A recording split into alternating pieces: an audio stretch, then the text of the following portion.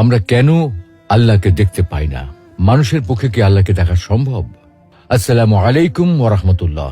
প্রিয় দর্শক, আজকে আমরা আল্লাহকে কেন দেখা যায় না এবং মানুষের পক্ষে আল্লাহকে দেখা সম্ভব কি না এ বিষয়ে আল কোরআন, বিশুদ্ধ হাদিস এবং বিজ্ঞানের আলোকে বিস্তারিত আলোচনা করার চেষ্টা করব ইনশাআল্লাহ। প্রিয় দর্শক, আল্লাহ তাআলার দিদার প্রতিটি মুমিনের চির আকাঙ্ক্ষার বিষয়।